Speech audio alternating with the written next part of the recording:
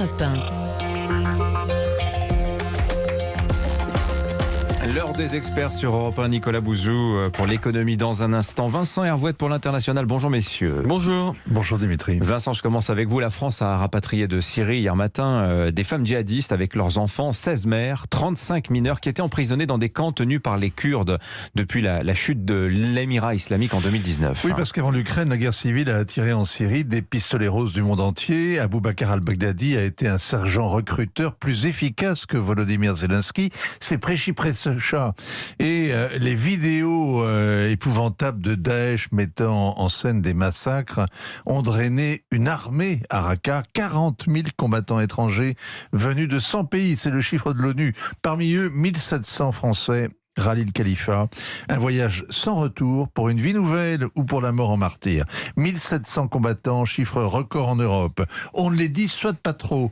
La France arme les djihadistes syriens.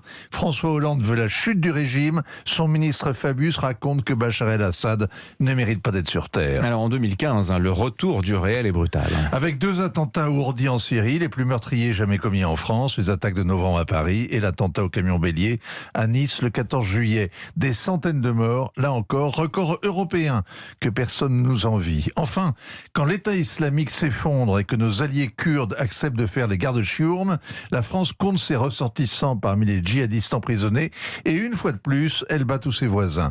Le flou est entretenu autour du nombre de femmes et d'enfants parce qu'on les rapatrie en catimini et qu'on sait bien que l'opinion publique ne veut pas en entendre parler. L'Europe aurait voulu un tribunal international pour les juger sur place, qu'ils se fassent pendre ailleurs. L'Amérique a dit non. Les Européens ont donc pratiqué le cas par cas, triant leurs ressortissants avant de se résigner à tous les récupérer. Mais quand l'Allemagne rapatrie 12 femmes et 40 enfants, la Belgique 20 femmes et 30 enfants, les Pays-Bas record 20 femmes et 75 enfants, il y a 100 Françaises dans les camps et 350 mineurs. Mais les dilemmes politiques, sécuritaires, moraux autour de ces rapatriements, Vincent, ils sont partout les mêmes en fait. Oui, mais le défi est d'une autre taille. Rapatrier des gens qui ont renié leur patrie, qui l'ont trahi, qui ont collaboré avec l'ennemi, c'est possible. Il suffit de se dire qu'il n'y a pas de bonne solution. On choisit aussi le moindre mal en cédant au chantage des mères qui agissent au mépris des intérêts de leurs enfants, en refusant de s'en séparer alors qu'elles iront en prison si elles obtiennent leur billet de retour. Il n'y a pas le choix. Laisser des gamins enfermés avec la lie de l'humanité, détenus sans procès depuis des années, à tout d'un crime contre l'humanité. Mais déradicaliser, personne ne sait faire. On sait à peine ramener à la vie les enfants soldats qui ont baigné dans la violence des adultes. Le retour de ces fantômes nous oblige donc à regarder en face 2 réalités qu'on préfère ignorer. D'abord, la solution kurde n'existe pas. Le Kurdistan fabrique des monstres. Ces camps sont des usines à bombes humaines, élevés dans la radicalisation, la corruption, le mépris de la vie humaine.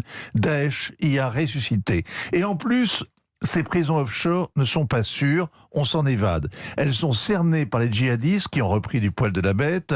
La guérilla s'est endurcie. Elle a aujourd'hui 10 fois plus de combattants qu'il y a 10 ans. Et dans la province d'Idlib, à côté, les islamistes les plus fanatiques règnent désormais sur 4 millions de Syriens. Il n'y a pas que les enfants du califat dont l'avenir soit obscur.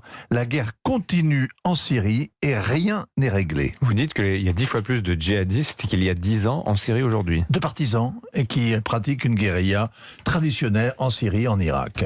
Merci beaucoup Vincent.